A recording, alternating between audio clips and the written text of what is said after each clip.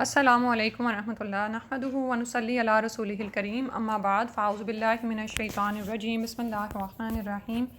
رب اشرح لی صدری ویسر لی امری واحلل عقدۃ من لسانی یفقہوا قولی۔ جی آیت نمبر سورہ نحل آیت نمبر 91 سے کرنا ہے۔ وَأَوْفُوا اور پورا کرو بِعَہْدِ اللّہ اللہ کے عہد کو، اذا عاہدتم جب تم عہد کرو، ولا اور نہ تنقضوا تم توڑو الایمان پکی قسموں کو، یعنی قسموں کو، بعد توکیدہا ان کو پکا کرنے کے بعد۔ ایمان ویسے بھی پکی قسم کے لیے آتا ہے۔ وقد جعلتم اللہ اور تحقیق بنایا اللہ نے، علیکم اوپر تمہارے، کفیلاً نگران، یعنی تم نے بنا لیا ہے اللہ کو،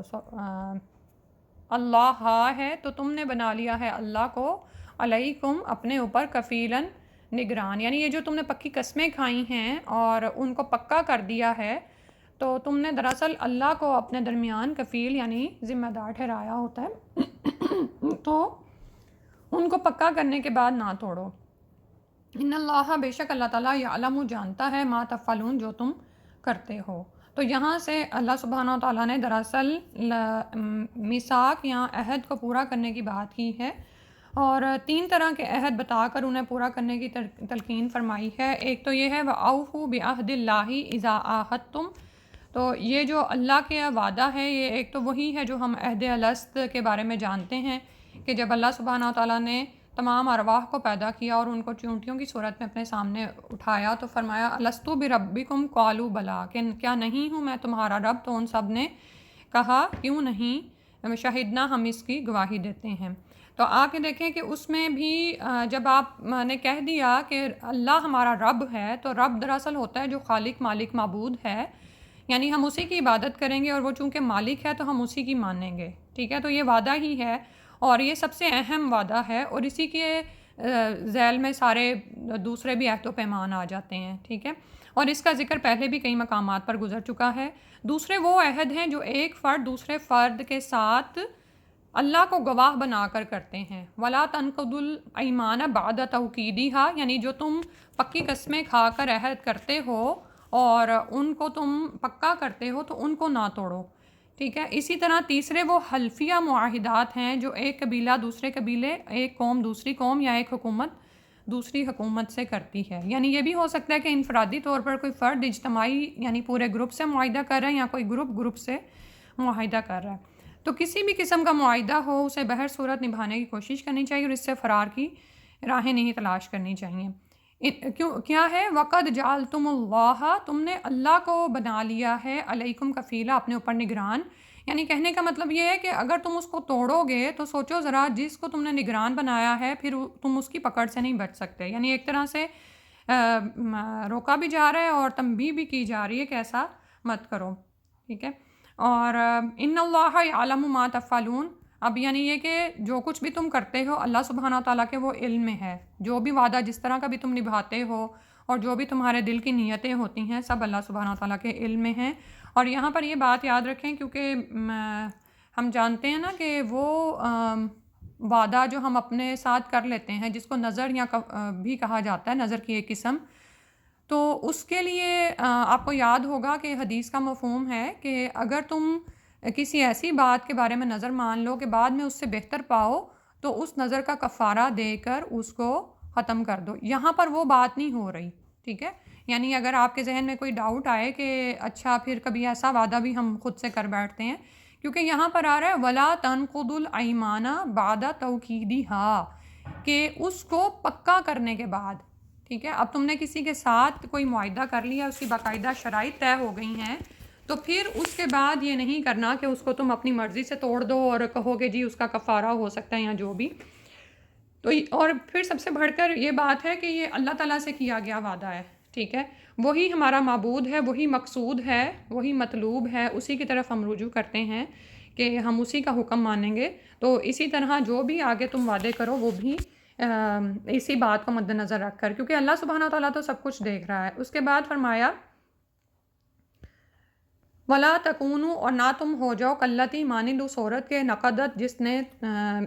توڑ ڈالا غزلہا اپنے سود کو من بعد قوتن، قوت کے بعد،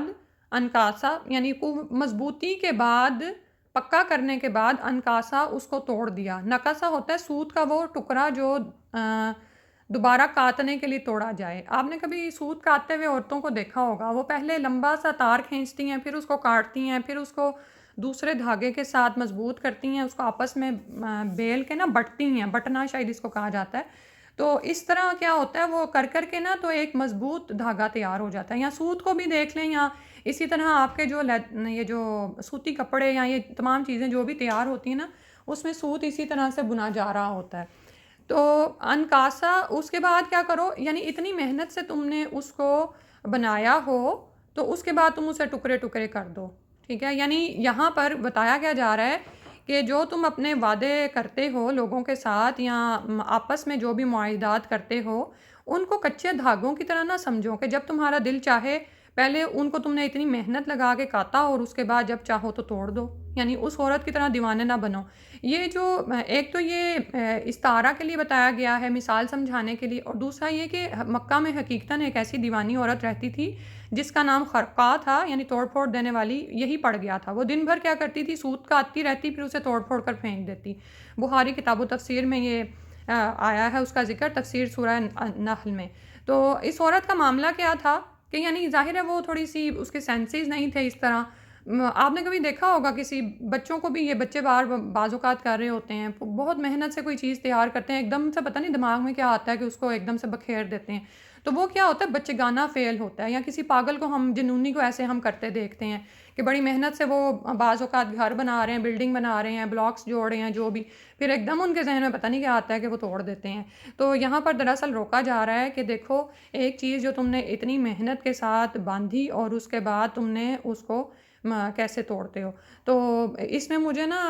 آپ یہ دیکھیں کہ طلاق بھی تو معاہدہ ہی ہے، یعنی مثال سمجھانے کے لیے میں آپ کو بتا رہی ہوں کہ سوری نکاح بھی تو ایک معاہدہ ہی ہے نا، جس میں آپ کیا کرتے ہو، اللہ کا گواہ بنا کر آپ اس کو یعنی کرتے ہو۔ اور آپ یہ دیکھیں کہ ہر نکاح میں اب یعنی اس میں تو بہت ساری خرافات بھی آگے ہیں جس کو شادی کے نام پر ہم نے رائج کیا ہوا ہے، تو لیکن اس میں محنت کتنی پڑتی ہے، والدین کی محنت کا اندازہ کریں، خواہ کوئی لڑکی کی تلاش ہے یا لڑکے کی تلاش ہے،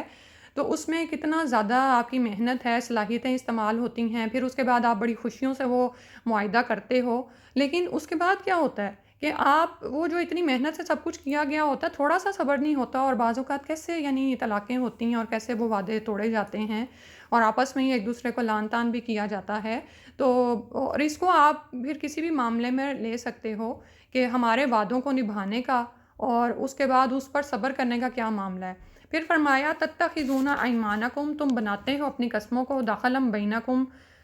دخل دینے کو، بہانہ بنانے کو آپس میں، ان تکونا کہ ہو، امتن ایک گروہ، ایک امت ہی یا اربا وہ بڑھی ہوئی یعنی زیادہ فائدے والی ہے، من امتن دوسرے گروہ سے، انما بے شک یبلوکم اللہ آزماتا ہے تم کو اللہ بھی ساتھ اس کے، ولیبینن اور البتہ وہ ضرور بیان کرے گا لکم تمہارے لیے، یوم القیامتی قیامت کے دن، ما کنتم فیہ تختلفون اس میں جو تم اختلاف کرتے تھے۔ اور یہاں پر فرمایا یہ جا رہا ہے کہ جب تم وعدے توڑتے ہو نا تو تم کرتے کیا ہو کہ اپنی قسموں کو آپس میں وہ بہانہ بنا لیتے ہو، ٹھیک ہے۔ اور اس میں ہوتا کیا ہے کہ بعض اوقات تمہیں یوں لگتا ہے کہ اس وقت تم زور پکڑ رہے ہو، ٹھیک ہے، اور کوئی ایک دوسری بڑھی ہوئی ہوتی ہے فائدے والا گروہ، اس سے تمہیں کچھ حاصل ہونا ہوتا ہے، تو تم پہلے سے جو تمہارے جوڑے میں معاہدات ہوتے ہیں ان کو تم توڑے ہوتے ہو، ٹھیک ہے۔ آپ یہ دیکھیں کہ یہ ہمارے اندر یعنی کہ قیامت کے قریب کیا ہے، وعدہ شکنی زیادہ ہوتی چلی جائے گی، اسی طرح اپنی قسموں کو جون سا ہے وہ انسان نہیں نبھائے گا۔ تو ہم دیکھتے ہیں ہمارے مسلمان ممالک میں یہی صورتحال ہے نا، یعنی گھر کا بھیدی لنکا ڈھائے کہ اپنے ہی جون سے معاہدات ہیں آپس میں، ان کو لالچ کے عوض بیچا جا رہا ہوتا ہے، باہر کے لوگوں سے پینگیں بڑھائی جا رہی ہوتی ہیں۔ اور بعض اوقات کیا ہوتا ہے کہ جس وقت آپ نے کسی گروہ سے معاہدہ کیا ہوتا ہے اس وقت آپ طاقت میں نہیں ہوتے، بعد میں آپ طاقت میں یعنی چڑھ جاتے ہو تو آپ کو پھر وعدہ شکنی کا خیال آتا ہے نا۔ تو اللہ تعالیٰ فرما رہے ہیں کہ یہ سب کچھ کیا ہے، یہ تو یبلوکم، اللہ تعالیٰ اس کے ذریعے سے تم کو آزماتا ہے، یہ تو دنیا میں ایک آزمائش آتی ہے تاکہ امتحان ہو تمہارا کہ تم وعدوں کو پختہ کرتے ہو یا آسانی سے ان کو توڑ ڈالتے ہو، ٹھیک ہے۔ اور اسی طرح اللہ تعالیٰ اب یہ کیا ہے کہ یہ جو بھی تمہارے مابین اختلافات ہیں اس کا اللہ سبحانہ و تعالیٰ قیامت کے دن تمہارے درمیان فیصلہ کر دے گا، ٹھیک ہے۔ تو بنیادی طور پر یہاں پر جو ہے کہ اپنے وعدوں کو نہ توڑو بے وقوفوں کی طرح، ٹھیک ہے۔ اور دوسری جو بات سمجھائی گئی ہے وہ یہ ہے کہ عذر اور نقص عہد کر کے نقصان نہ پہنچاؤ دوسروں کو، ٹھیک ہے، کہ بہانے نہ بناؤ کہ اب یہ ہو گیا تو وہ ہو گیا تو ہم وعدہ توڑ رہے ہیں، ٹھیک ہے۔ اور زمانہ جاہلیت میں اخلاقی پستی کی وجہ سے اس قسم کی عہد شکنی عام تھی، مسلمانوں کو اس اخلاقی پستی سے روکا گیا ہے۔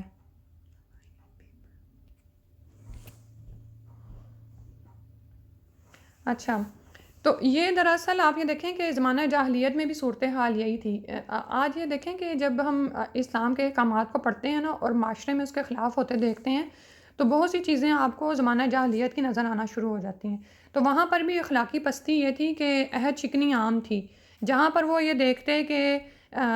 دوسرے گروپ کے پاس طاقت آ گئی ہے یا آپ خود طاقتور ہو گئے ہو تو اس وعدے کو توڑنے میں وہ ذرا بھی آر محسوس نہیں کرتے تھے۔ تو اس اخلاقی پستی سے مسلمانوں کو روکا جا رہا ہے۔ وَلَوْ شَاءَ اللَّهُ، اور اگر اللہ چاہتا لَجَعَلَكُمْ، تو بنا دیتا تم کو امتوں واحدتاً، ایک ہی امت بنا دیتا، ولیکن لیکن یضل، وہ بھٹکاتا ہے، من جسے یشاء وہ چاہتا ہے،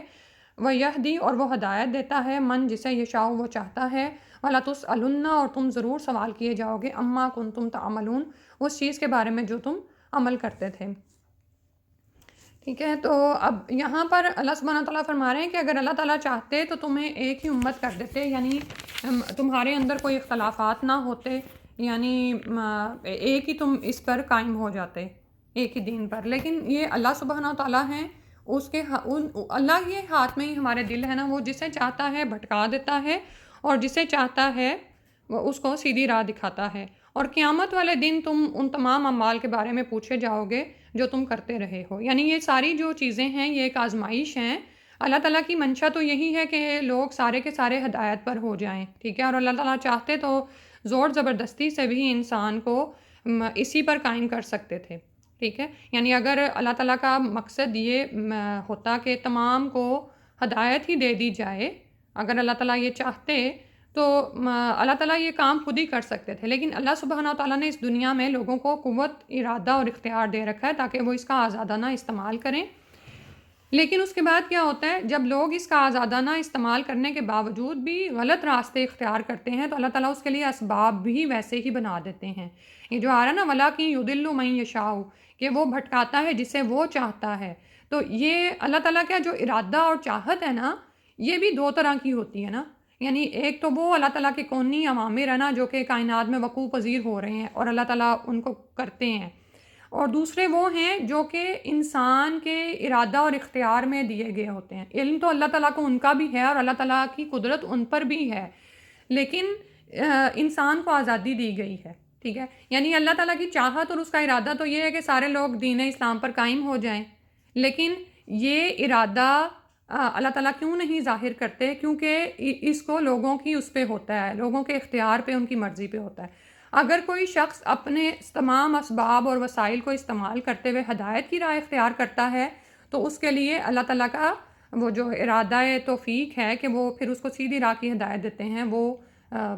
وارد ہوتا ہے، ٹھیک ہے۔ اور اسی طرح اگر کوئی اپنے اختیار کی آزادی کے ساتھ گمراہی کے راستے اختیار کرتا ہے تو پھر اس کو اسی پر آسانی دے دی جاتی ہے، ٹھیک ہے۔ یعنی یہ تھوڑا سا نا تقدیر کو سمجھنے والے بھی معاملات ہیں، یعنی اس میں یہ نہیں ہے کہ نعوذ باللہ اللہ، یہ ٹاپک کتنی دفعہ قرآن میں پہلے بھی گزرا نا، نعوذ باللہ یہ نہیں ہے کہ اللہ سبحانہ و تعالیٰ اپنی مرضی سے لوگوں کو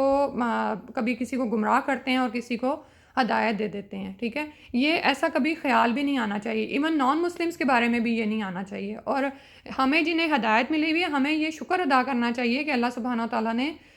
ہمیں توفیق دی کہ ہم نے اس ہدایت کو قبول کیا، اور اللہ تعالیٰ پھر اس راہ کی جو ہیں ہمارے لیے آسانیاں کر دیتے ہیں، ٹھیک ہے۔ اور تم ضرور سوال کیے جاؤ گے ان چیزوں کے بارے میں جو تم عمل کرتے ہو۔ اور یہاں پر ابھی جو یہ آ رہا نا ارادہ اور اختیار ہی کی بات، اور پھر یہ بات آئی کہ دنیا میں انسان کو آزمایا جا رہا ہے، تو آپ یہ دیکھیں کہ پیچھے بھی جو ابھی گزرا نا وہ اسی کا تھا کہ انما یبلوکم اللہ بہ، کہ زندگی میں اس طرح کی آزمائشیں آتی رہتی ہیں کہ اللہ سبحانہ تعالیٰ اس کے ذریعے سے آپ کو آزما رہے ہوتے ہیں کہ یہ اب اس پر قائم رہتا ہے کہ نہیں، ٹھیک ہے. اور ہم یہ دیکھتے ہیں کہ میں یہ حدیث بھی شیئر کرنا چاہ رہی تھی کہ اگر عہد کی پاسداری کی بہترین مثالیں ہم دیکھنا چاہیں تو ہمیں عہد نبوت صلی اللہ علیہ وسلم میں ملتی ہیں. جیسے ابھی میں نے بتایا نا کہ آپ دیکھتے ہیں نا معاشرے میں یہ ہو رہا ہوتا ہے، وہ سارا کچھ جو دور جاہلیت میں تھا، تو اب بھی وہی وقت ہے کہ اسلام کا ریوائول ہو. ٹھیک ہے، تو ہم سب اس راہ پر لگ جائیں انشاءاللہ. اللہ تعالیٰ ہمارے لیے اسباب اور وسائل مہیا کر دیں گے. تو جو عہد نبوت کی مثالیں ہیں اس کو پڑھنے سے کیا ہوتا ہے، ہمیں استقامت ملتی ہے. تو غزوہ بدر کے میدان میں یہ پیش آئی تھی. اس کی بہترین مثال دو مسلمان حذیفہ بن یمان اور ابو حصیل آپ صلی اللہ علیہ وسلم کے پاس جنگ میں شمولیت کے لیے آئے، اور ساتھ ہی یہ بھی بتایا کہ ہم کافروں کے ہتھے چڑھ گئے اور ہمیں ان سے رہائی اس شرط پر ملی تھی کہ ہم جنگ میں حصہ نہ لیں. چنانچہ آپ صلی اللہ علیہ وسلم نے ان دونوں کو یہ کہہ کر واپس کر دیا کہ جب تم ان سے عہد کر چکے ہو تو اپنا عہد پورا کرو. مسلم کتاب الجہاد والسیر کی حدیث ہے، باب الوفا بالعہد میں آئی ہے، یعنی وعدوں کو پورا کرنے کے باب میں. تو اس میں وہ اوپر جو آ رہا ہے نا، ان تکون امتن ہی اربا من امہ، تو اب یہ دیکھیں وہ دونوں صحابی جب نبی صلی اللہ علیہ وسلم کے پاس پہنچے ہیں تو وہ طاقت پکڑ گئے نا، لیکن نبی صلی اللہ علیہ وسلم نے یہ نہیں کیا. حالانکہ بدر کے میدان میں بندے کی ضرورت تھی، 313 مجاہدین ہیں اور مقابلے پہ تہائی جو ان سے ہیں وہ کافر ہیں. لیکن آپ صلی اللہ علیہ وسلم نے، حالانکہ آپ صلی اللہ علیہ وسلم نے وہ وعدہ نہیں کیا ہوا تھا، لیکن ان دونوں کے وعدوں کو بھی جو ہے وہ ان کو بھی پاسداری کا کہا ہے. ٹھیک ہے، تو اب دوسری طرف ہم آج دیکھتے ہیں کہ مذہبی مفادات کے نام پر ہی عہد شکنی ہو رہی ہوتی ہے. ٹھیک ہے، اگر رسول اللہ صلی اللہ علیہ وسلم چاہتے تو اس سے بڑھ کر کون سا موقع تھا کہ بھئی حق و باطل کی جنگ برپا ہونے والی ہے، کافروں سے مقابلہ ہے، تو تم توڑو اپنا عہد اور ہمارے ساتھ ہمیں سپورٹ کرو. لیکن نہیں. تو اس سے ہمیں پتہ چلتا ہے کہ وعدے کو نبھانا کتنا زیادہ ضروری ہے. اور اسی طرح آپ کو وہ حدیث بھی یاد آ رہی ہوگی جس میں ایک آدمی نے نبی صلی اللہ علیہ وسلم کو کہا تھا کہ آپ یہاں پر کھڑے ہوں. یہ بات کا قول و اقرار ہے نا، اسی سے شروع ہوتا ہے. وعدہ کرنا اور بات کو پورا کرنا، یہ سب کچھ، اور سچ بولنا، یہ سب کچھ آپس میں ایک دوسرے سے ریلیٹڈ ہے نا. تو نبی صلی اللہ علیہ وسلم وہاں پر کھڑے رہے تھے کیونکہ اس آدمی نے آپ کو وہاں پر انتظار کرنے کو کہا تھا اور وہ شخص بھول گیا اور آپ وہاں پر کھڑے رہے. تو اور لیکن دوسری طرف آج کے دور میں ہم دیکھتے ہیں کہ ہر جائز اور ناجائز طریقے سے مال ہضم کیا جاتا ہے اور ایک دوسرے کو یعنی ہم توڑ دیتے ہیں وعدے لوگوں کے ساتھ. اور اس میں وہ یہودیوں کی بھی مثال یہاں پر دی ہوئی ہے کہ یہودیوں کا بھی یہی حال تھا. جیسے آج ہمیں ان کی حقیقت سامنے نظر آ رہی ہے نا، کہ ان کی جو اپنی بنائی ہوئی کتاب تالمود ہے اس میں وہ لکھا ہوا ہے انہوں نے کہ ہم جو ہیں وہ بہترین یعنی ایک مخلوق ہیں، اور زمین کی جو ساری مخلوقات ہیں بشمول انسان غیر یہودی، وہ سارے کے سارے ہم ان سے جیسا مرضی سلوک کریں، جیسا ان کو چاہے استعمال کریں. تو پیچھے آپ پڑھ چکے نا، لیسا علینا فی الامیین سبیل، وہ کیا کہتے تھے کہ ہم پر امیین کے بارے میں کوئی گناہ نہیں ہے. یعنی اگر ہم امیوں سے عہد شکنی کر بھی دیں تو پکڑ میں نہیں آئیں گے. اور آج کل بہت سے مسلمانوں کا بھی یہی حال ہے کہ وہ جنگ میں ان طریقوں کو پریفر کر رہے ہوتے ہیں کہ چاہے وعدے توڑ دو، عہد شکنی کرو، حالانکہ یہ سب کچھ ہمیں تاریخ اسلام میں نہیں ملتا. ٹھیک ہے، تو اللہ تعالیٰ سے دعا ہے کہ ہم اپنے قول و فعل میں ایک جیسے ہوں، اپنے قول کی پاسداری کریں. اور یہ بات نا چھوٹی چھوٹی چیز سے شروع ہوتی ہے کہ عادت میں شامل ہو جاتی ہیں پھر چیزیں نا. پھر آپ جھوٹ نہیں بولتے ہیں، آپ پھر یہ یاد رکھتے ہیں کہ میں نے فلاں بچے سے، فلاں بندے سے یہ بات کہی تھی، مجھے اس بات کو پورا کرنا ہے. اور پھر اس سے بڑھ کر پھر وعدہ اس سے بھی اعلیٰ درجے کی چیز ہوگی نا، کہ جس کو آپ نے باقاعدہ طور پر اللہ کی قسم باندھ کر پھر کھایا ہوتا ہے کہ میں نے یہ وعدہ پورا کرنا ہے. تو پھر آپ اس میں بھی پھر اس کو توڑنے سے بچیں گے انشاءاللہ. ٹھیک ہے، اور پھر یہ جو بات آ رہی نا آیت نمبر 93 میں، وَلَا تُسْأَلُنَّ عَمَّا كُنتُمْ تَعْمَلُونَ، کہ تم ضرور پوچھے جاؤ گے ان چیزوں کے بارے میں جو تم عمل کرتے ہو. ٹھیک ہے، کہ جو بھی تم کر رہے ہو اللہ سبحانہ تعالیٰ اس کو جانتے ہیں. وَلَا تَتَّخِذُوا أَيْمَانَكُمْ، اور نہ تم بناؤ اپنی قسموں کو دَخَلًا بَيْنَكُمْ، آپس میں دخل دینے کو، بہانہ کرنے کو، فَتَزِلَّ، تو بھٹک جائے یا پھسل جائے، قدم بعد ثبوتہا، اس کے ثابت ہونے کے بعد، وَتَذُوقُوا السُّوءَ، اور تم چکھو برائی کو، بما صددتم، بوجہ اس کے جو تم نے روکا، عن سبیل اللہ، اللہ کے راستے سے، وَلَکُمْ عَذَابٌ عَظِيمٌ، اور تمہارے لیے ایک بہت بڑا عذاب ہے. تو اب یہاں پر فرمایا جا رہا ہے کہ اپنی قسموں کو آپس میں بہانہ دے کر تم ان کو یعنی ایسا نہ کرو کہ تم انہیں توڑ ڈالو. ٹھیک ہے، یعنی جب تم کسی سے معاملہ کرنے لگو تو تمہاری نیتیں بالکل صاف ہونی چاہیے، دل میں کسی قسم کی خیانت، بددیانتی یا عہد شکنی کا ارادہ نہیں ہونا چاہیے، ٹھیک ہے؟ اور اللہ نہ کرے اگر تم ایسا کرو گے فَتَزِلَّ قَدَمٌ بَعْدَ ثُبُوتِهَا، تو پھر کیا ہوگا؟ قدم بھٹک جائے گا، ٹھیک ہے؟ اس کا مطلب یہ ہے کہ اس کے دو نقصان ہوں گے۔ ایک تو تمہارا امیج خراب ہو جائے گا، یعنی تمہاری ساکھ خراب ہو جائے گی، لوگوں کو یہ کہنے کا موقع ملے گا دیکھو مسلمان ایسے ہی ہوتے ہیں، ذلت و رسوائی ملے گی۔ اور اس کے علاوہ اس کا مطلب یہ بھی ہے کہ دوسرے وہ لوگ جو اسلام لانا چاہتے ہیں، جب وہ دیکھیں گے کہ جو کام کافر کرتے ہیں وہی تم کر رہے ہو، تو وہ پھر کیوں اسلام کی طرف مائل ہوں گے؟ اسی لیے وہ آج کل ایک بات کہی جاتی ہے نا کہ کسی بھی دین کو پڑھنا ہے، دیکھنا ہے تو اس کی کتاب کو سمجھو، کیونکہ عموماً کیا ہوتا ہے کہ جو دین پر عمل کرنے والے ہیں جیسے مسلمان ہی ہیں، ان کے اعمال میں تمہیں وہ چیز نظر نہیں آتی بعض اوقات، ٹھیک ہے؟ تو بہت سے لوگ اسلام سے اس لیے بھی برگشتہ ہو جاتے ہیں کہ وہ دیکھتے ہیں کہ مسلمانوں کے اندر بھی ویسی ہی اخلاقی پستی ہے، یہ بھی وعدے کر کے توڑتے ہیں، یہ بھی باتوں کو نبھاتے نہیں ہیں، وقت پہ نہیں پہنچتے، ذمہ داریاں ادا نہیں کرتے۔ آپ دیکھیں نا ان ملکوں میں ہمارا کیا امیج ہے، کیا ہماری ساکھ ہے، ٹھیک ہے؟ حالانکہ اگر آپ دیکھیں کہ اگر آپ دین کو نہیں بھی پھیلانے والے، حالانکہ یہ ہم پر ذمہ داری ہے، اس امت پر بحیثیت مسلمان ہماری ذمہ داری ہے کہ ہم اس پیغام کو امت تک پہنچائیں، یعنی دوسرے لوگوں تک لے کر جائیں۔ لیکن اگر آپ یہ نہیں کر سکتے تو اپنے امیج سے تو اسلام کو نقصان نہ پہنچائیں۔ اگر آپ پردہ کرتے ہیں تو اس پہ کانفیڈنٹ ہوں، اگر آپ داڑھی رکھے ہوئے تو اس پر کانفیڈنٹ ہوں، اگر آپ کسی سے معاملہ کر رہے ہیں تو باقاعدہ سچائی، صفائی سے، نیک نیتی سے کریں، اگر آپ کسی سے ملتے ہیں تو خوش اخلاقی سے ملیں۔ یہ سب کچھ کیا ہے؟ پارٹ آف دین ہے۔ اسی طرح اگر آپ کسی جاب پر ہیں تو جاب پر ٹائم پہ پہنچیں، یہ نہ سوچیں کہ یہ تو جی انگریزوں کی کمپنی ہے اور یہ اس میں یہودی بھی کام کرتے ہیں، اور اس طرح کے کتنے ہی بہانے ہیں نا جو ہمارے بھی دماغوں میں شیطان ڈالتا رہتا ہے، تو ہم کہتے ہیں چلو خیر ہے 5 منٹ لیٹ بھی کام شروع کر لیا تو کیا ہے۔ اور دوسری طرف جب ہم واپس نکلنے کی کر رہے ہوتے ہیں تو اس وقت بھی ہمارا یہی حال ہوتا ہے۔ لائک دوسرے لوگوں کا یہ حال ہے کہ اگر لائک 3 o'clock جاب آورس ختم ہو رہے ہیں تو 2:45 پہ ہی وہ وائنڈ اپ کر کے بیٹھ جاتے ہیں۔ بھائی وہ جو 15 منٹ جس کی تم نے آگے سیلری کھانی ہے وہ تم کس کھاتے میں ڈال رہے ہو؟ یعنی اللہ سبحانہ تعالیٰ تو تمہارے عمل کو دیکھ رہے ہیں، اور یہ سب کچھ ملا کے اوورآل کیا امیج دیتا ہے؟ آپ دیکھ لیں سرکاری آفیسز کا، یہاں کی اگر اب بات نہ بھی کریں، مسلمان ممالک میں بھی سرکاری آفیسز کا کیا حال ہے کہ لائن پہ لائن لگی ہوتی، کام سمٹے نہیں ہوتے، اور جو ہے وقت سے پہلے ہی آفس میں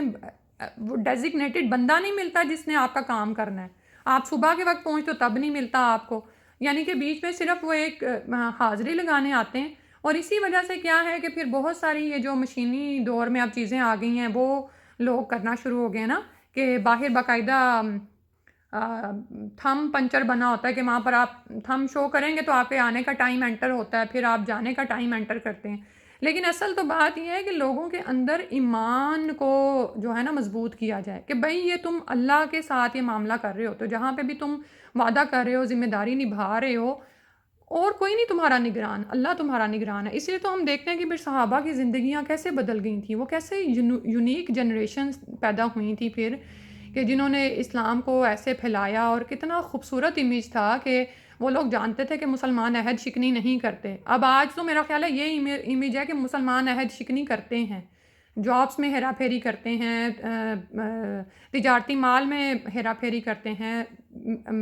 یعنی کہ اعتبار نہیں ہے نا ان کو ہمارا رہا، تو پھر کون دین کی طرف آئے گا؟ اس دین میں کیا ہے جس کو قبول کرنے کے لیے لوگ آگے آئیں؟ ٹھیک ہے، تو انشاءاللہ جو ہم اپنے عمل میں اس کو دیکھیں کہ فَتَزِلَّ قَدَمٌ بَعْدَ ثُبُوتِهَا، کہ ہم ایسے نہ ہوں کہ کوئی راستے سے رک جائے۔ آگے آ رہا ہے وَتَذُوقُوا السُّوءَ، تم عذاب کو چکھو، یعنی برائی تمہیں ملے، بِمَا صَدَدتُّمْ عَن سَبِيلِ اللَّهِ، اور اس کی وجہ کیا ہوگی کہ تم خود ہی اسلام کے راستے میں رکاوٹ بن گئے ہو۔ تو ذلت اور رسوائی دنیا میں بھی ہے، امیج بھی خراب ہے، اس کے علاوہ وَلَكُمْ عَذَابٌ عَظِيمٌ، اور تمہیں آخرت میں بھی بری طرح سے سزا ملے گی۔ اللہ سبحانہ تعالیٰ اس سے محفوظ فرمائے۔ اور یہ نا بہت ہی یعنی خود بھی اس پر قائم رہنے کی ضرورت ہے اور بچوں کو قائم رکھنے کی ضرورت ہے۔ بہت ساری چیزیں ہم جو ہے نا لائٹ لے رہے ہوتے ہیں، نہیں کوئی بات نہیں، فلاں سے بات ہی کی تھی نا، نہ بھی پورا کرو تو کیا ہے۔ اور اسی طرح یعنی کوئی وعدہ ہم خود ہی توڑے ہوتے ہیں نا، تو پھر بچے بھی اس پہ قائم نہیں ہو رہے ہوتے۔ اسی طرح کوئی بڑے سے بڑے معاہدے جب آپ نے کر لیے ہوتے ہیں نا، اور آپ نے بڑی محنت کر کے اس کو سر انجام دیا ہوتا ہے، کوئی شادی کا، کسی کی نکاح کا معاملہ ہے، کوئی کہیں اور کوئی تقریب کا معاملہ ہے، تو کیا تو ہم نے بہت محنت سے ہوتا ہے، لیکن اس کے بعد نا آپ دیکھیں گے کہ شیطان پیچھے پڑ جاتا ہے کہ آپ کو مختلف طرح کے وسوسے سے ڈالتا ہے، تو ہم نے اس پہ ثابت قدم رہنا ہوتا ہے اس وقت انشاءاللہ۔ پھر فرمایا ولا تشترو، اور نہ تم بیچو بعہد اللہ، اللہ کے عہد کو، ثمنا قلیلا، تھوڑی قیمت کے عوض، انما بے شک، عند اللہ جو اللہ کے پاس ہے، ہوا خیر وہ بہتر ہے، لکم تمہارے لیے، ان کنتم تعلمون اگر تم جانتے ہو، یعنی اللہ کے وعدوں کو تھوڑی قیمت کے عوض نہ بیچو۔ اللہ کا وعدہ وہی جو پہلا تو ابھی بتایا دے الست ہے، اس کے علاوہ ہر وہ وعدہ جس میں تم نے اللہ کو درمیان میں شاہد بنایا ہے، ٹھیک ہے، اللہ کی قسم کھا کر تم نے اس کو اٹھایا ہے، ضامن بنایا ہے اللہ کو، یا اب کیا ہے کہ اگر اس وعدے کو توڑنے کے عوض تمہیں بہت مال و دولت بھی مل جائے، مفادات مل رہے ہیں، تو تمہارے نزدیک ایفائے عہد کی قدر عرفہ ہونی چاہیے، باقی سارا ہیج ہے۔ وہ مال کیا ہے، وہ تمہارے لیے، تمہیں آزمانے کے لیے آیا ہے کہ اب تم وعدہ توڑو، تو اللہ تعالیٰ دیکھ رہے ہیں کہ تم اب وعدہ توڑتے ہو یا آخرت کے اجر پر نظر رکھتے ہو، کہ انما عند اللہ جو اللہ کے ہاں ہے نا، یعنی جب تم وعدہ ایفا کرو گے تو جو اللہ کے ہاں تمہیں ملے گا، ہوا خیر لکم وہ بہتر ہے تمہارے لیے، ان کنتم تعلمون اگر تم علم رکھتے ہو۔ تو یہاں پر تھوڑا سا وہ آپ دیکھ لیں کہ دنیاوی زندگی اور اخروی زندگی کون سی اہم ہے ہمارے نزدیک، کس کے لیے ہم بھاگ دوڑ کرتے رہتے ہیں، اور جب دنیاوی زندگی میں بھی بھاگ دوڑ کر رہے ہوتے ہیں نا، تو نیت اپنی صاف کرتے رہا کریں، آخرت کے اجر پر نظر رکھا کریں، ٹھیک ہے، کہ میں نے اگر اس بندے سے وعدہ کیا ہے تو یہ اس بندے سے نہیں کیا، اب یہ بعد میں اگر میرے ساتھ کوئی برا سلوک کرتا ہے تو میں اس برے سلوک کو بہانہ نہیں بناؤں گی کہ میں وعدہ توڑ دوں، بلکہ اپنی ممکن حد تک اس کو نبھانا چاہیے، ٹھیک ہے، اور پھر یاد یہی رکھنا چاہیے کہ مجھے اس پر اللہ سے اجر ملنے والا ہے۔ آپ یہ دیکھیں کہ ہمارے ہاں جو ظاہر ہے صلہ رحمی کا کتنا زیادہ ثواب ہے، جس پہ ہم نے کل بھی بات کی تھی، تو یوزلی کیا ہوتا ہے کہ دو بھائی بڑے نا شراکت شروع کرتے ہیں، آپ نے دیکھا، لیکن بھائیوں کی شراکت بھی باقی نہیں رہتی، کیسے ٹوٹتی ہیں نا، اور یہی حال ہمارے ان ملکوں میں بھی ہے، ہم مسلمان نا ایک دوسرے کی مدد نہیں کرتے ہیں۔ اس دن قاری صاحب بھی مولانا جمعہ کے خطبے میں فرما رہے تھے کہ اگر ایک بندے کو کہیں سے نفع مل رہا ہے نا، تو وہ دوسرے کو نہیں بلائے گا، دوسرے مسلمان کو نہیں بلائے گا کہ تم بھی آ جاؤ۔ اسی طرح آپ یہ دیکھیں کہ اگر ایک بندہ کاروبار کرتا ہے تو وہ اتنا فلرش نہیں کرتا جتنے 3-4 بندے کرتے ہیں، لیکن 3-4 بندے جب کوئی کاروبار شروع کریں گے تو اس معاہدے میں محنت اور صبر زیادہ کرنا پڑے گا نا، کیونکہ اکیلے رہنا بڑا آسان ہے، یہ گھروں کے معاملے میں بھی آپ دیکھ لیں، ایک گھر میں اکیلے رہنا، آپ کے بچے ہیں، آپ کا میاں ہے بس، اور ایک جوائنٹ فیملی سسٹم میں رہنا، تو اس میں کیا ہوتا ہے کہ صبر زیادہ کرنا پڑتا ہے، ٹھیک ہے، تو جیسے اب کاروبار کی بات ہو رہی ہے، 2-3 شرکاء نے کوئی کاروبار شروع کیا، تو اب کیا ہوتا ہے کہ اس پر قائم رہنا مشکل ہو جاتا ہے، ٹھیک ہے، تو لیکن جب انسان کی نظر آخرت پر ہوتی ہے نا، تو وہ کہتا ہے کیا فرق پڑتا ہے اگر میں اپنی طرف راؤنڈ کرنے کے بجائے دوسرے کی طرف راؤنڈ کر دوں، تو یہ احسان ہی ہے نا جو میں اس کے ساتھ کروں گا،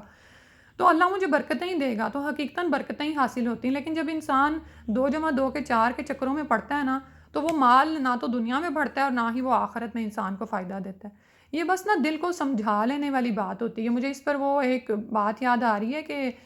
پاکستان میں 2 بھائی تھے، ان کی 2 بہنیں تھیں جتنی بھی، تو باپ فوت ہوا تو انہوں نے وراثت تقسیم کی، تو جب راؤنڈ کرنے کا وقت آیا تو انہوں نے بہنوں کی طرف راؤنڈ کیا، اور میں دیکھتی ہوں کہ ان دونوں بھائیوں کی زندگی میں اتنی برکتیں ہیں، اتنے کاروبار میں اللہ سبحانہ تعالیٰ نے ان کو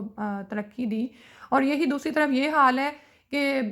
اب یہ بھی سارا کچھ میراث بھی کیا ہے، اس کا بٹنا بھی، کیونکہ یہ باقاعدہ اللہ تعالیٰ نے فرض کی ہے نا، میراث کے حصے جب اللہ نے مقرر کر دیے تو پھر وہ اللہ کے عہد میں چلے گئے نا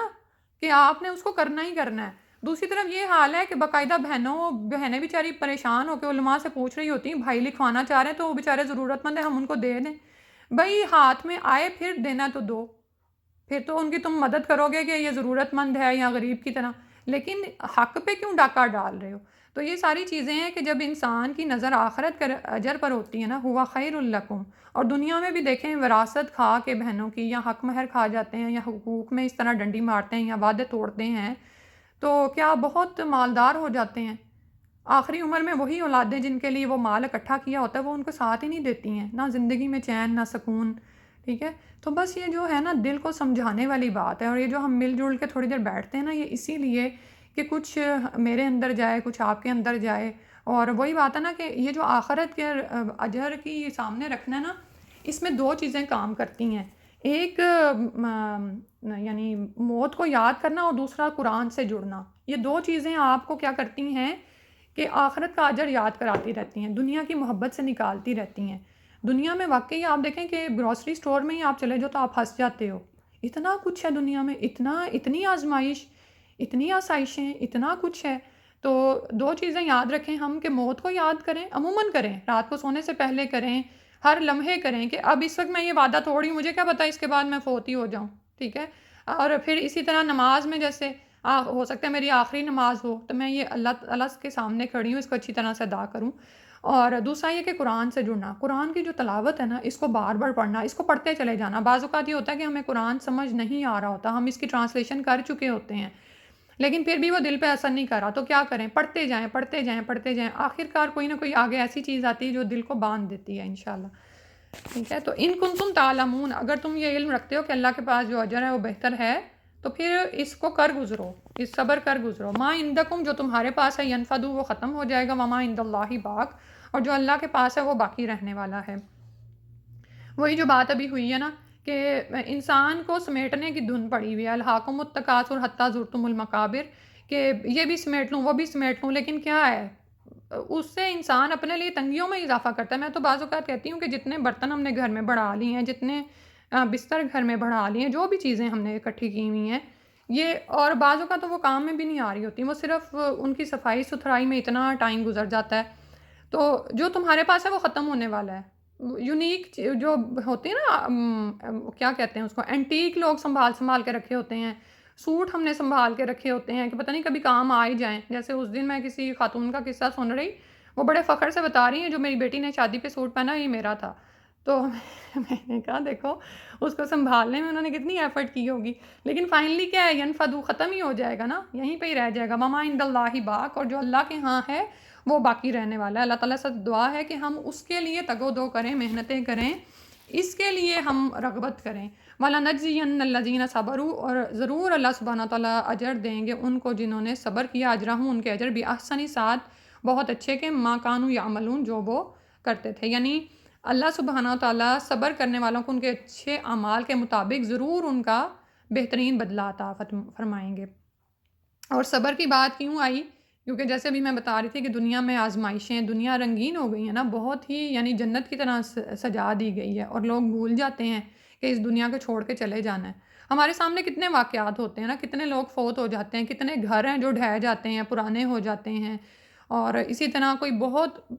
خوبصورت سوٹ جو ہمیں پسند ہوتا ہے وہ بھی بیکار بے فائدہ ہو جاتا ہے، لیکن پھر بھی ہم باز نہیں آتے نا آگے سے آگے۔ تو وہ بعض جو آ جاتے ہیں، جو صبر کرتے ہیں اللہ تعالیٰ کے راستے پر، جو دنیاوی مفادات کی خاطر اسلام کی اعلیٰ اقدار اور اصولوں کو قربان نہیں کرتے بلکہ اصولوں کی خاطر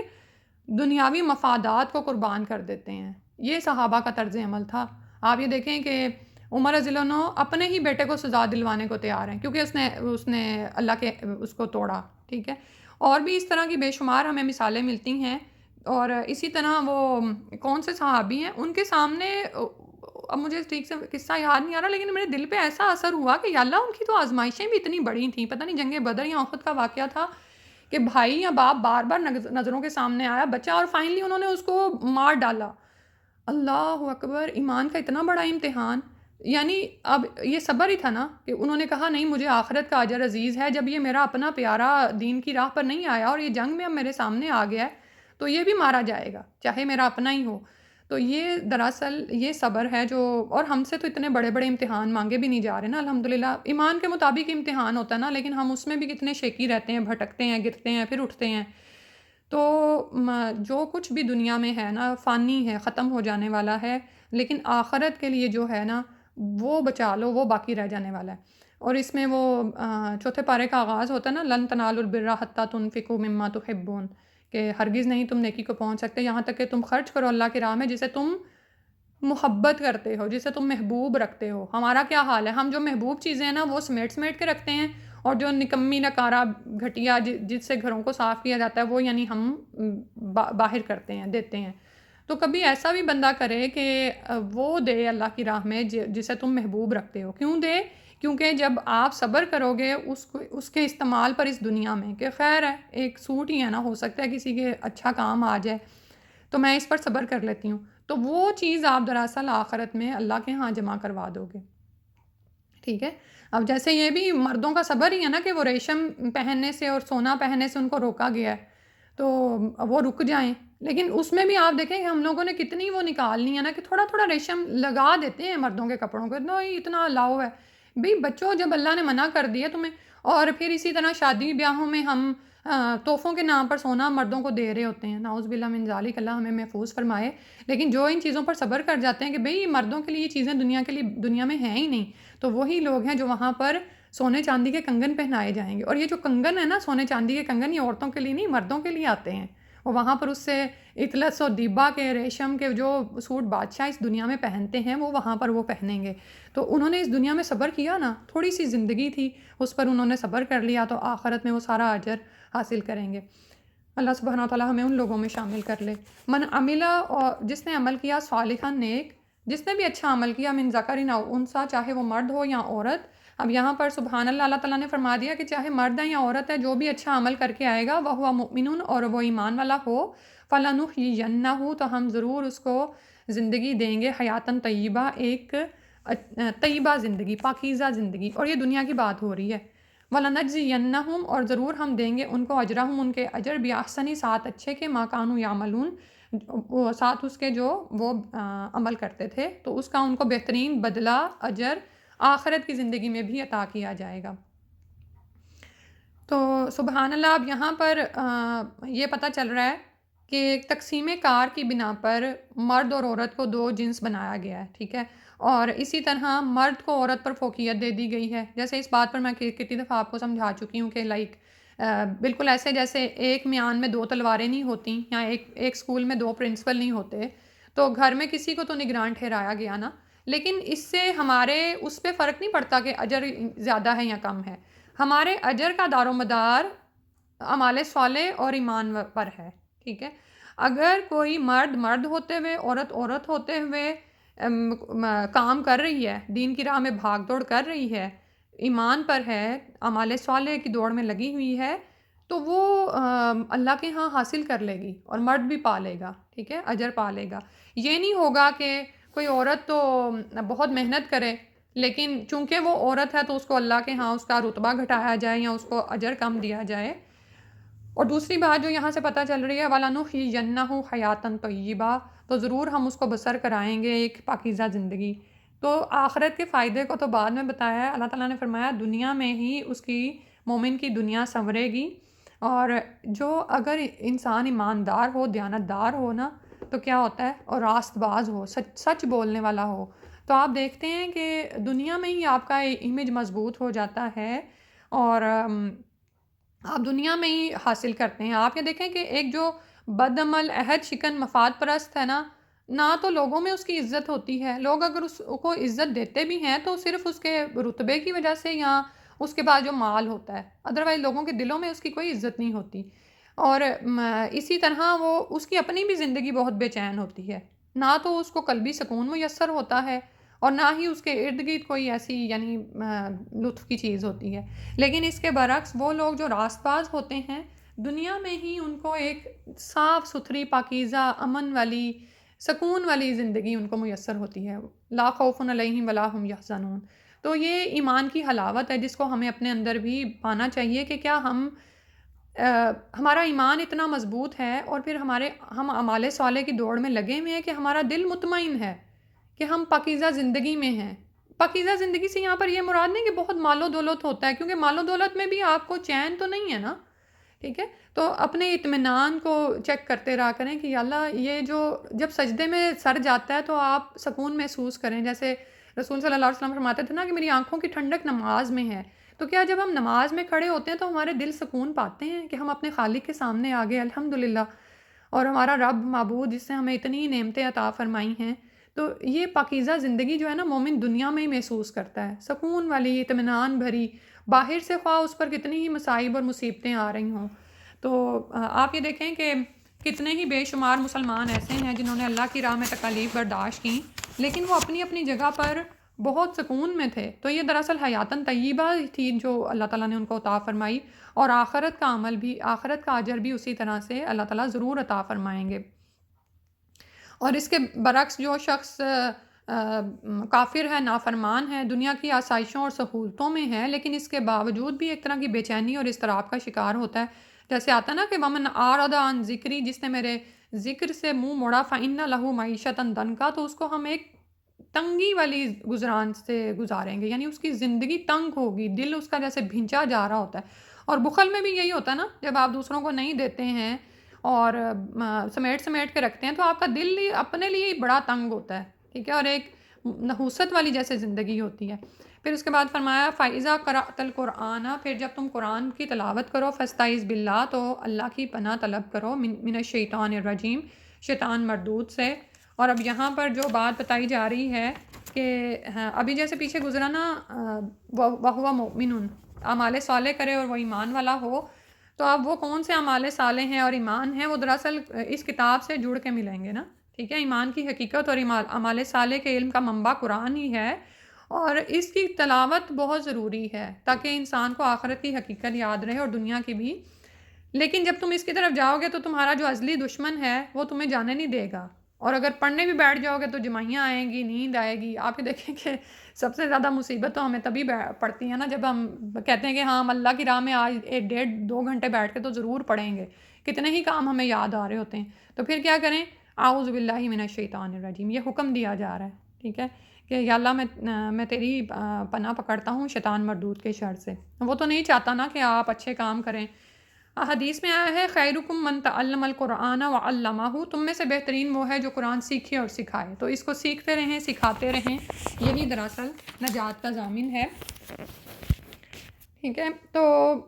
اور پھر یہ ہے کہ شیطان مردود سے اللہ کی طلب میں آنا ہے. تو طلب جس کی پناہ مانگی جا رہی ہے نا، وہ مضبوط سہارا ہونا چاہیے نا، تو اللہ تعالیٰ ہی وہ سہارا ہے جو ہمیں پناہ دے سکتا ہے. اسی طرح جس سے پناہ مانگی جا رہی ہے وہ بھی بہت بڑا دشمن ہے، ٹھیک ہے. تو وہ اللہ تعالیٰ زیادہ طاقتور ہیں کہ وہ ہمیں اپنی پناہ میں لے لیں شیطان مردود کے شر سے. تو آپ یہ دیکھیں کہ اب ہم نے اس آیت کو یاد رکھنا ہے. یہ آیت ہم کتنی دفعہ پڑھتے ہیں، بلکہ بچوں کے میں دیکھ رہی تھی کہ اماں پارا کے اینڈ پہ بھی دیا گیا ہے کہ اعوذ باللہ پڑھو اینڈ پھر بسم اللہ پڑھو. تو جب بھی آپ پڑھنے بیٹھیں تو شیطان کی طرف سے ایسے وسوسے آئیں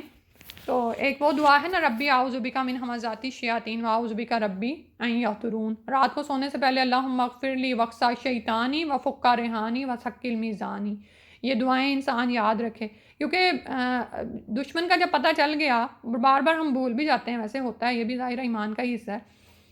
تو کیا کرنا ہے کہ پھر اس سے بچاؤ کی کوششیں کرنی ہیں. نیند آ رہی ہے حالانکہ سو کے اٹھے ہیں، کچھ کھانے کو دل کر رہا ہے حالانکہ کھا چکے ہوئے ہیں، سارے کام پورے ہیں، پھر بھی کیوں نہیں دل لگ رہا ہے، تو وہ اس کی طرف سے رکاوٹیں آتی ہیں. یا پھر یہ ہے کہ وہ بندوں کو ہی مسلط کر دیتا ہے. تو اس وقت بھی دیکھا کریں کہ اگر بچے کوئی فیصلہ کرانے آپ کے پاس آ گئے ہیں تو اس میں کوئی سولڈ پوائنٹ ہے ان کا کہ نہیں، کہ وہ صرف آپ کا وقت ضائع کرنے آئے ہیں. فرمایا انہ لیس لہ سلطان، بے شک نہیں ہے اس کے لیے کوئی زور، علی الذین آمنوا، ایمان والوں پر اس کا زور نہیں چلتا، وعلی ربہم یتوکلون، اور وہ لوگ اپنے رب پر توکل کرتے ہیں، ٹھیک ہے. صبح کتنی خوبصورت بات ہے کہ ایمان والے جو ہوتے ہیں نا ان پر، کیونکہ ایمان والوں کو پتہ ہے نا کہ اب ہم ہدایت کی کتاب کو پکڑنے لگے ہیں، اس سے ہم اپنے لیے گائیڈنس لیں گے. اب شیطان آ جائے گا، وہ کہے گا لو تمہارا اتنا بڑا مسئلہ پڑا ہوا ہے اور تم قرآن پڑھنے بیٹھ گئی ہو. پھر تھوڑی دیر بعد آپ کہتے ہیں نہیں مجھے بھی قرآن ہی پڑھنا ہے، یہ جو میں نے کمٹمنٹس کی ہیں یہ پوری کرنی ہے. اچھا پھر کوئی اور مسئلہ آ جاتا ہے. تو کون اس میں نہیں بہکتا؟ جو ایمان والا ہوتا ہے اور وہ اپنے رب پر توکل کیے ہوتا ہے کہ نہیں مجھے یہ کام میری زندگی کا زیادہ اہم ہے، اگر یہ میں کر لوں گی نا تو میرے باقی کام آسان ہو جائیں گے. وہ تو ہو ہی جائیں گے، اللہ تعالیٰ اس میں بھی مدد میری فرما دیں گے. جیسے مجھے یہی مثال یاد آ رہی ہے کہ آپ دیکھیں کچن میں آپ نے ایک ٹائم رکھا ہوا ہے کہ 11 سے 12 بجے تک آپ کی سارے کام ڈن ہو جائیں، ٹھیک ہے. لیکن کسی دن آپ 10 بجے اگر کلاس میں بیٹھ گئے کچھ پڑھنے کے لیے، تو تھوڑی دیر بعد یا آدھے پونے گھنٹے بعد آپ کو خیال آتا ہے نہیں میں جلدی چلی جاؤں کچن میں کام ہی، لیکن جب آپ داخل ہو جائیں گے وہاں پہ تو وہ پھر نکلنے ہی نہیں دیتا، یعنی یہ صورتحال بن جاتی ہے. تو لمحے لمحے کو غنیمت جانیں کہ یہ مجھے وقت مل گیا، بچے بھی مجھے کچھ نہیں کہہ رہے، وہ فلانا بھی نہیں. تو جو بھی کام آپ نے اپنی زندگی میں کمٹمنٹس رکھی ہوئی ہیں، کہیں سے قرآن کا حفظ کرنا ہے، کہیں سے آپ نے اس کو یاد کرنا ہے، کہیں کسی کو کچھ سکھانا ہے، کسی کو کچھ بنا کے بھیجنا ہے، کسی بیمار کی عیادت کرنی ہے، کوئی دعویٰ کا کام آپ نے چھوٹا موٹا پکڑا ہوا ہے، چھوٹا سا ہی کام دیکھیں واٹس ایپ پہ آخر ہر وقت واٹس ایپ پہ لوگ بھی تو اپنے میسیجز پوسٹ کرتے رہتے ہیں دنیاوی مفادات کے لیے، ہم کیوں نہیں کرتے قرآنی مفاد کے لیے؟ تو چھوٹا موٹا کوئی بھی میسیج، لیکن ہم بھول جاتے ہیں، ٹھیک ہے؟ تو ہو سکتا ہے وہ آپ کا چھوٹا سا میسیج کسی کی زندگی بدل دے، وہ ٹک ٹاک کے چکروں میں اس نے موبائل کھولے، وہ آپ کا میسیج دیکھے اسٹیٹس پہ لگا ہوا ہے تو اس کی زندگی بدل جائے، اور اس میں کتنی دیر لگتی ہے؟ چند لمحے لگتے ہیں، لیکن ہمیں شیطان اس سے بھی نکلواتا ہے، ٹھیک ہے؟ تو یہ کب نہیں ہوتا؟ جب اللہ پر ایمان آ جاتا ہے نا، اور اللہ پر توکل انسان کرتا ہے کہ یا اللہ تو میرے کام کر ہی دے گا نا، وہ ہوتے ہی رہے، بچپن سے اب تک بھی تو ہو ہی رہے ہیں نا، تو آگے بھی ہوں گے انشاءاللہ۔ انما سلطانہ علی الذین یتولونہ، بے شک اس کا زور تو چلتا ہے ان لوگوں پر جو اسے دوستی کرتے ہیں، شیطان سے دوستی کر لیتے ہیں، والذین ہم بہ مشرکون، اور وہ لوگ جو اس کے ساتھ شرک کرنے والے ہیں۔ یعنی اب یہاں سے ہمیں بتا دیا گیا کہ کن لوگوں پر زور چلتا ہے۔ شیطان کا زور واقعی بہت بڑا زور ہے اس کا، یعنی آپ یہ دیکھیں کہ اس کو اتنا کچھ عطا فرمایا گیا ہے، جو اس نے کھانے کو مانگا وہ دیا، جو اس نے زندگی مانگی وہ دی، اس نے کہا کہ ہر بندے کے ساتھ میری نسل کا ایک بندہ پیدا ہوگا، حمزاد جس کو ہم پڑھتے ہیں نا، ٹھیک ہے؟ پھر اس نے اپنا کھانا مانگا، جس کھانے پر بسم اللہ نہ پڑھی جائے، اس نے رہائش مانگی، جس گھر میں بسم اللہ پڑھ کے نہ داخل ہوا جائے، یعنی اتنا زور ہے اس کا، تو دل کو کچھ ہوتا ہے، لیکن اللہ سبحانہ تعالیٰ نے آپ کو معوضات عطا فرمائی، معوضتین عطا فرمائی، اپنے سے جڑنے کا کہا، تو فرمایا کہ جو اس کو دوست بنا لیتے ہیں نا شیطان کو، انہی پر زور چلتا ہے پھر اس کا، پھر وہ اسی کی دوستی میں آ کے نعوذ باللہ، اور پھر یہ کہ جو شرک کرنے والے ہیں، جو اللہ کو نہیں مانتے، اللہ تعالیٰ کے ساتھ شریک بنانا شروع کر دیتے ہیں۔ اتنی آیات کی تلاوت سنتے ہیں، اللہ سبحانہ تعالیٰ ہمیں سمجھ کی اور اس کے مطابق عمل کی توفیق عطا فرمائے۔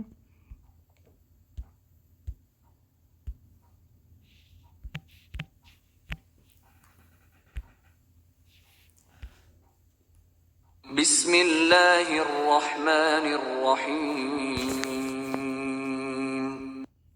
وَأَوْفُوا بِعَهْدِ اللَّهِ إِذَا عَاهَدتُّمْ وَلَا تَنقُضُوا الْأَيْمَانَ بَعْدَ تَوْكِيدِهَا وَقَدْ جَعَلْتُمُ اللَّهَ عَلَيْكُمْ كَفِيلًا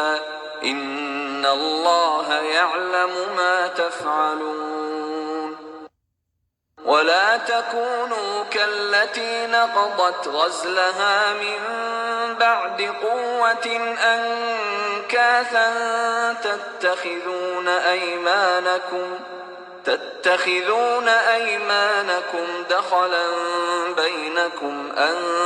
تَكُونَ أُمَّةٌ هِيَ أَرْبَىٰ مِنْ أُمَّةٍ إِنَّمَا يَبْلُوكُمُ اللَّهُ بِهِ وَلَيُبَيِّنَنَّ لَكُمْ يَوْمَ الْقِيَامَةِ مَا كُنتُمْ فِيهِ تَخْتَلِفُونَ وَلَوْ شَاءَ اللَّهُ لَجَعَلَكُمْ أُمَّةً وَاحِدَةً وَلَكِن يُضِلُّ مَن يَشَاءُ وَيَهْدِي مَن يَشَاءُ وَلَتُسْأَلُنَّ عَمَّا كُنتُمْ تَعْمَلُونَ وَلَا تَتَّخِذُوا أَيْمَانَكُمْ دَخَلًا بَيْنَكُمْ فَتَزِلَّ قَدَمٌ بَعْدَ ثُبُوتِهَا وَتَذُوقُوا السُّوءَ بِمَا صَدَدتُّمْ عَن سَبِيلِ اللَّهِ وَلَكُمْ عَذَابٌ عَظِيمٌ وَلَا تَشْتَرُوا بِعَهْدِ اللَّهِ ثَمَنًا قَلِيلًا إِنَّمَا عِندَ اللَّهِ هُوَ خَيْرٌ لَكُمْ إِن كُنتُمْ تَعْلَمُونَ مَا عِندَكُمْ يَنفَدُ وَمَا عِندَ اللَّهِ بَاقٍ وَلَنَجْزِيَنَّ الَّذِينَ صَبَرُوا أَجْرَهُم بِأَحْسَنِ مَا كَانُوا يَعْمَلُونَ من عمل صالحا من ذكر أو أنثى وهو مؤمن فلنحيينه حياة طيبة وَلَنَجْزِيَنَّهُمْ أَجْرَهُمْ بِأَحْسَنِ مَا كَانُوا يَعْمَلُونَ فَإِذَا قَرَأْتَ الْقُرْآنَ فَاسْتَعِذْ بِاللَّهِ مِنَ الشَّيْطَانِ الرَّجِيمِ إِنَّهُ لَيْسَ لَهُ سُلْطَانٌ عَلَى الَّذِينَ آمَنُوا وَعَلَى رَبِّهِمْ يَتَوَكَّلُونَ إِنَّمَا سُلْطَانُهُ عَلَى الَّذِينَ يَتَوَلَّوْنَهُ وَالَّذِينَ هُمْ بِهِ مُشْرِكُونَ. جی اگلی اچھا اس میں نا ایک چیز بس میں شیئر کرنا چاہ رہی تھی ابھی جو میں بتا رہی تھی نا کہ بعض اوقات ہم اپنی نا زندگی میں کچھ ٹارگٹس کیے ہوئے ہوتے ہیں لیکن وہ اچیو نہیں کر پا رہے ہوتے، تو شیطان ہمیں اس وقت بھی بڑے وسوسے ڈالتا ہے کہ نہیں تم تو کچھ کر نہیں سکتی، ٹھیک ہے، اور پھر ہم کوئٹ کر دیتے ہیں نا، یعنی ہم چھوڑ دیتے ہیں. تو ابھی جیسے میں کہہ رہی تھی نا کہ جہاں جہاں سے بھی آپ نے کچھ کام شروع کیے ہوئے ہیں، کچھ حفظ کر رہے ہیں، کچھ تو یہ سب کچھ ریپیٹ بھی کرنا پڑتا ہے نا، جڑے رہنا پڑتا ہے. تو آپ یہ دیکھیں کہ قطرہ قطرہ مل کے دریا بن جاتا ہے. اب ہم کتنے سالوں سے لگے ہیں اور زیادہ تو نہیں کر رہے ہوتے، ہفتے میں ایک دن ایک ہی لیکچر کر رہے ہوتے ہیں نا، لیکن کرتے کرتے کتنا زیادہ بن گیا الحمدللہ. تو اسی کو ہی دوسری چیزوں پہ منطبق کریں کہ اگر کبھی نہیں بھی وقت ملتا، یعنی آپ سے کوتاہی ہو جاتی، غفلت ہو جاتی ہے، تو اس چیز کو اپنے اوپر سوار نہ کریں، بلکہ پھر سے تر و تازہ ہو جائیں کہ نہیں مجھے کرنا ہے، چاہے تھوڑا سا ہی کرنا ہے، 5 منٹ بھی اگر کسی وقت مل رہے ہیں تو اس پروجیکٹ کو ختم کر لوں، اتنا تھوڑا سا کر لوں، یہ کر لوں، انشاءاللہ اللہ سبحانہ وتعالیٰ رہنمائی فرما دے. وَإِذَا بدلنا، اور جب ہم بدل دیتے ہیں آیتن ایک آیت کو مکانہ آیتن دوسری آیت کی جگہ پر، واللہ اور اللہ عالم خوب جانتا ہے بما ینزلو ساتھ اس کے جو وہ اتارتا ہے، قولو وہ کہتے ہیں انما انت مفتر بے شک تو گھڑنے والا ہے. تو اس آیت میں اب وہی جو ہم پیچھے پڑھ چکے ہیں نا اسی کا ذکر آ رہا ہے کہ نبی صلی اللہ علیہ وسلم کو کس طرح سے یہ گھڑا ہوا کہتے تھے. اللہ تعالیٰ نے اینڈ پہ فرمایا بل اکثرہم لا یعلمون، بلکہ ان کے اکثر علم ہی نہیں رکھتے. تو ایک حکم کو بدل کر دوسرے حکم کو لے آنا دراصل ناسخ اور منسوخ کی بات ہو رہی ہے. بعض اوقات ایسا ہوتا ہے کہ ایک حکم قرآن میں اترا اس کے بدل کر دوسرا حکم آ جاتا ہے، ٹھیک ہے، اور یہ ناسخ اور منسوخ دونوں آیات ہی قرآن میں موجود رہتی ہیں. اور بعض اوقات یہ ہوتا ہے کہ حکم منسوخ ہو جاتا ہے اور اس کی تلاوت باقی رہتی ہے، اور بعض اوقات ایسا ہوتا ہے کہ یعنی حکم بھی منسوخ ہو جاتا ہے اور اس کی تلاوت بھی قرآن میں موجود نہیں ہوتی، لیکن اس کا حکم ہمیں حدیث سے ملتا ہے، جیسے شادی شدہ زانی جوڑے کو کیا ہے رجم کی سزا دی جائے، ٹھیک ہے. تو یہ ساری جو باتیں ہیں ان کو یہ